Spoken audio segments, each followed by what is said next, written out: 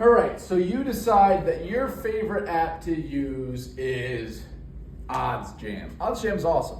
OddsJam has so many different tools that you can use to find profitable sports bets. They have a positive EV calculator. They have player prop trends. They have arbitrage calculators. So many different ways that you can find high value bets. Let's say you're using OddsJam. It's probably the best tool. I'm going to recommend you all use it. OddsJam. We open the app and we go to look for our bets for the day. This is where you have to do no work. It is going to tell you what the positive EV bets are for the day. Now, we can't just exactly believe what it says with 100% certainty. We have to make sure that we're also doing our research. So let's say it says the Warriors have a 4.6% edge over the Grizzlies tonight. But we read online that Curry's a game time decision. Maybe that's impacting the line of the game. Maybe we should hold off on that. Maybe we're looking and we see there's an illness, or we look at Ja Morant may be expected to play tonight. We have to look and research these games to make sure that those lines are accurate. Another example of this is it'll show like trends for a game. So you go to a college basketball game and it'll say Duke has gone over let's say this, Mount St. Mary's, MTSN. Mount St. Mary's has gone over their team total of 74.5, 10 of their last 10 games. 10 of their 10 last games. 10 of their last 10 games. There we go. So this is a 100% trend over their last 10. And you might say, holy shit, I'm going to nuke this. Well, today, they're playing Duke. First game of the tournament. They're playing Duke. They've been playing shitbags for the last 3 months. Iona, Niagara, Canisius. Horrible colleges. No shit they're going to go over this total, because this total is probably at 80.5, or let's say it's 64.5 against Duke. It's been sitting at 74.5. They've gone over that every time. But now, since they're playing superior competition, this line's going to be lower. Obviously, in their last 10 games, they've gone over that total. A perfect example is in March Madness, I saw a trend of Mizzou team total. I think it was over like 69 or 70.5. They've gone over that 10 out of 10 last games. I checked. They've gone over that like 20 out of 20 last games. I'm like, oh my goodness, this is free. They're one of the highest scoring teams in the country. Well, they play in the SEC. The games are extremely high scoring. And now they're playing Drake, who is like the slowest team in the country. They are not going to get nearly as many possessions because they're playing Drake as opposed to Florida or Alabama, these high-paced teams where you're getting so many shots, you're going to score more points. What happens? They've gone over this 20 out of their last 20. Someone who's not doing their research and understands the concepts of sports is going to just hammer this over. What happens against Drake? They barely score the basketball because Drake is one of the slowest teams in the country. So we can't always just bet something because we look at it, and that's what I want to stress right now is make sure we're looking into games. You guys all understand sports if you're betting on sports and you want to do this full time. Make sure we're looking into games. Don't just look at a positive EV calculator and say, oh, I'm betting this, this, and this. Look into the games, because sometimes there's an edge it's showing an edge that isn't actually there because of some piece of news or another. You all have Twitter. You all have whatever you want to call it, Twitter X. You all have it. Just look it up. Look it up on Google. Everything comes up. Everything is at your fingertips. Just double check. Use your brain, double check. Like the perfect example is the Mizzou game. If you guys just looked at that, you saw 20 out of 20 last 100, or 100% last 20 out of 20 games, you're going to instantly bet that and you're going to lose. Right? You're going to lose because that line has shifted down so much. In reality, if they played someone at that pace every game, they'd probably be like 50-50 to the over. Right? So we have to make sure that we're using our brains when we make these bets. OddsJam's great. Juice Reel is great. They're all fantastic, but we have to make sure that we're actually doing our research and making sure that the information that we're being provided is accurate. Most of the time it is, but sometimes it's not going to be. Let's talk about how we're going to make our bets. So when we get in our meeting, we've already done this at this point. When we meet, before you get these videos, we're going to go over Juice Reel, Odds Jam, and all of the good stuff that you're going to use on how you're actually going to come up with your bets. So we don't have to talk about that now because you're already going to have learned that, but I'm recording this before I meet with you guys. So once you get through that and you learn how you're actually going to make your bets, now let's talk about how we're going to place these bets. Let's say we have 7 plays we like at minus 110 odds. 7 plays at minus 110. What we're going to do is we're going to take 7 units out of our bankroll. So we have 100. We're going to take 7 units out. We're going to have 93 left. Sorry. We're going to take 7.7 out because it's minus 110 odds. And we're going to have 92.3 left. Now, we're not just going to go place these bets on FanDuel or DraftKings. In our meetings, in my meeting with you, I talked about downloading BetStamp to check your lines, and I also talked about downloading Pikkit to line check. Let's say FD has game 1. Let's just say, for example, Clippers are minus 13.5 minus 110. Caesars has minus 13 at minus 115. Okay, so we get a half point, but we're paying an extra 5 cents a juice. Then we see that a marketplace like ProfitX or Bet Openly, we'll say ProfitX. Make sure we talked about this. You have to download ProfitX. We talked about it in our meeting. ProfitX has minus 12.5 at minus 110. Let's just say that obviously you're going to have more options, but let's say those are our 3 options. It should be pretty clear where we should be taking this bet. We get a free point. You didn't have to do anything. You had to do 0 research, and you're getting a free point. Do you know how much this point is worth? So much, especially on a big spread. So much. A full point completely for free just because you place a bet on a different website.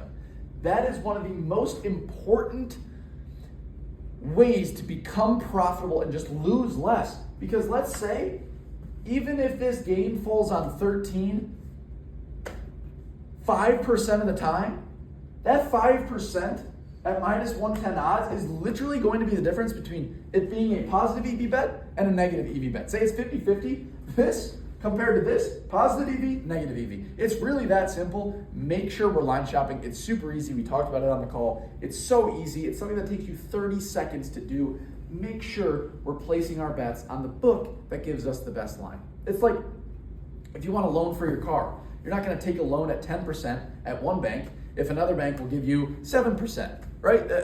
It's silly. You're going to take the loan at whichever bank gives you the best rate.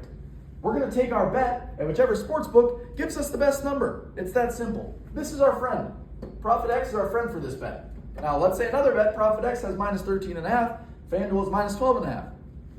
Flip it, right? So we're not loyal to any one book. We have to download every single sports book we possibly can to make sure that we can find the best lines. So let's say we find the best odds for each one of these games. Boom. FD game 1 has minus 12.5. Game 2, we have Caesars at money line at minus 110.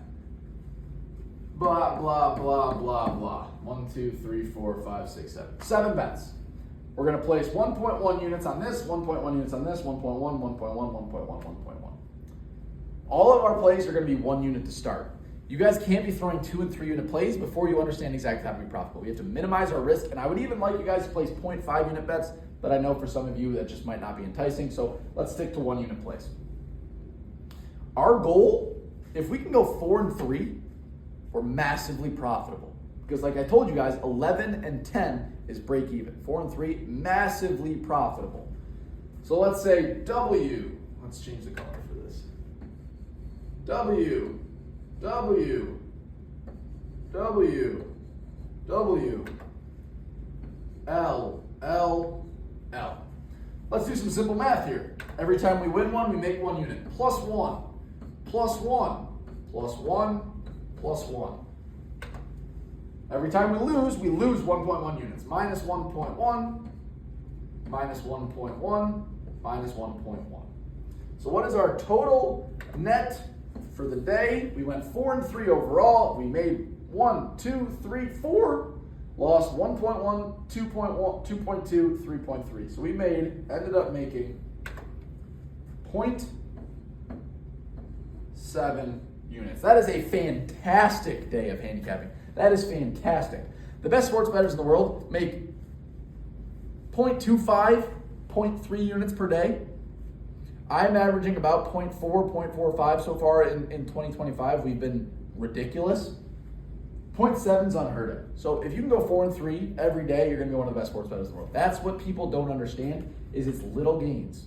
It's little gains, time over time, over time, over time, over time. Now, day 1, we might make 0.7 units. Day 2, we make 0.3. Well, guess what? We're still averaging 0.5 units a day. That's fantastic in handicapping. We're just trying to make, at first, when you guys start, your goal is going to be to make 1 unit every week. I know it sounds like nothing, especially if you're a $10 bettor, but trust me, if you can make 1 unit a week, you're going to be increasing your unit size, and you're going to be starting to bet a lot more often, and then you're going to get better. You're going to make 2 units a week. And then once you start making 2 units a week, that's when we can start thinking about increasing our unit size rapidly and making this a full-time job. So this is exactly what we're going to do every day. So once we meet after these sessions, you guys are going to come up with all of your bets for the day from OddsJam, Juice Reel, whatever resources you decide to use. You're going to send me the play, where you got the best line, and you're going to send me all of your plays. I'm going to give you feedback on, okay, this is a good bet, this is positive EV, blah, blah, blah, blah, blah. How the hell did you come up with this? This is a negative EV bet. What mistake did you make? How can we learn from this and not make that mistake going forward? Then we're going to keep track of all of your bets and see how you're progressing. At first, I expect you all to lose, and then you're going to get a feel for it. The goal of this isn't to become profitable right away. It is a long grind. The goal is to, at first, get rid of parlays, get rid of stupid bets, start to win more. Lose less, win more. So if we can get you from 50% win percentage to 52.4% win percentage, fantastic. You get a free hobby. You get to bet on sports, have fun with your friends. You don't lose any money, you don't make any money. Pretty cool. If you can get above 52.4%, that's when it starts to become really fun. So you guys are going to send me your plays every single day, and we are going to grade them, track them, and make sure you're progressing how you should be. Now, let's talk about the power of compound interest. This is where it gets really cool. I started as a $5 bettor, and it took me about a year. I did it more rapidly. I didn't know exactly how to do it. It took me about a year to get to $100. After that, after 1 year, I was at 1,000, and now I'm betting $5,000 games. So this is what I'm talking about when I say compound interest. When do we increase our unit size? How are we increasing our unit size? A lot of you guys, when you see your account go up on DraftKings, you withdraw, right? And then you deposit when you need more money. We want to get away from that. We don't want to touch this money. That's why it's a bankroll. We don't need it to live. That's why I emphasize the fact that your bankroll is how much money you have that you don't need right now, because we don't want to touch it. We just want to grow it. I touch pretty much $0 of the money that I make sports betting. Pretty much zero, and I just continue to grow it. Like even with Player Profit and the Funded Sportsbook, I never really take withdrawals. I'm just going to grow it to a couple million. I'm going to withdraw, and I'm going to retire. Right, that's the ultimate goal. So how do we increase our unit size? When do we increase our unit size? So let's say at first you're making 1 unit a week. It's going to take you a while to increase your unit size because we increase our unit size every 15 units. I just wrote a W. Every time we make 15 units, we increase our unit size.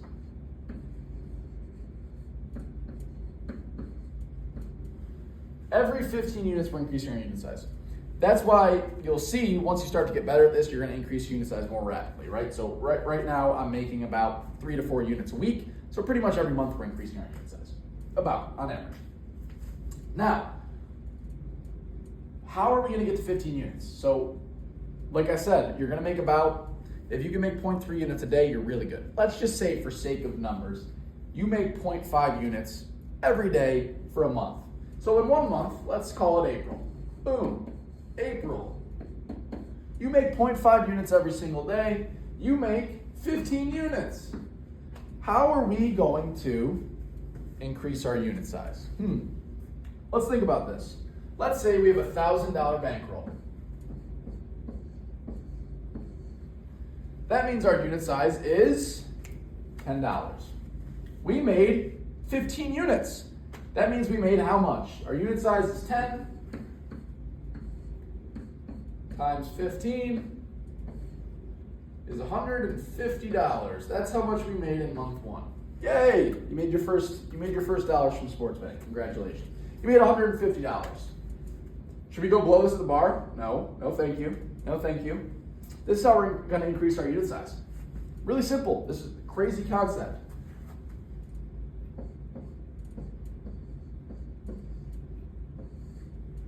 We add it to our current bankroll.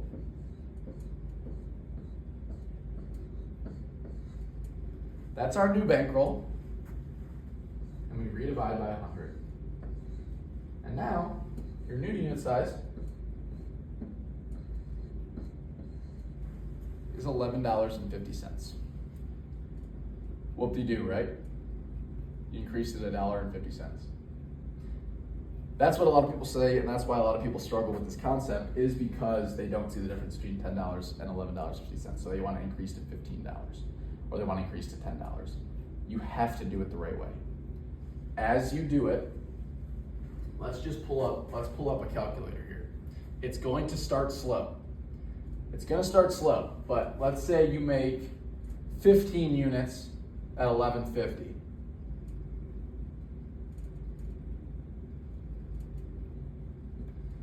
Made $172.50 plus our 1150 bankroll. That's our new bankroll. We divide by 100. That's our new unit size. Now let's just keep doing it. Let's just keep times 15 plus 1322, I think. Boom.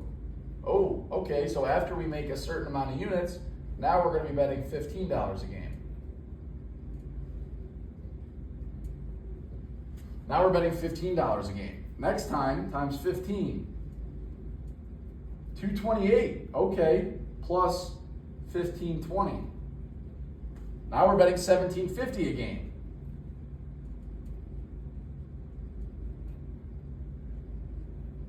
Let's multiply again. This is the power of compound interest. Made $262 plus $17.50. Shit, now we're betting $20 a game. And eventually this is going to start ramping up. Once you get up to that let's say that $100 unit mark, right? 100, you make 15 units, you made $1,500. Your bankroll at $100 is $10,000. So we reapply that $1,500 we made to the $10,000, divide by 100. And now we're increasing our unit size $15, right? And eventually, like, once you get to, let's say where I'm at, 5,000, I make 15 units. It takes a long time, but this is the right way to do it. I'm at 5,000, I make 15 units, $75,000, right? Add it to the current bankroll, you can see $75,000 is a lot once we add it to the current bankroll. So it takes a long time, but when you do it the right way, you will be surprised. In your first year, you're going to go from betting $10 to hopefully betting $20. That's the goal, right? That's the goal. And then after year 1, and this is only if you're a $10 bettor, a lot of you are more than that. But after year 1, you're going to be betting $20. After year 2, ooh, if we can double that every year, we're betting $40, $80 a game, $160 a game. Once you're betting $160 a game, you're starting to make some serious money. And I'll show you why. Let's just say you're betting 100, let's just say you're betting $100 a game, and you're making 2 units a week. How many weeks are there in the year? 52. You're making 10 grand betting on sports at just $100 unit. Like, that's when it starts to get pretty real. Now, for people on the premium card, we make about 15 units a month. So we have people are saying, you know, I want to quit my job. What would I have to be betting in order to quit my job? So let's just do some simple math. If you can get to a $350 unit size and make 15 units a month, you're making $5,250 a month. You're making $63K a year. Obviously, that's not financial freedom, but if you guys can turn a $500 lesson that I'm teaching you into this in 3 years, the ROI is insane. And it's totally possible because I've done it. And many other people have done it. I have people that in the premium card that are quitting their jobs now because of this. So this is the power of compounding interest. We take our unit size.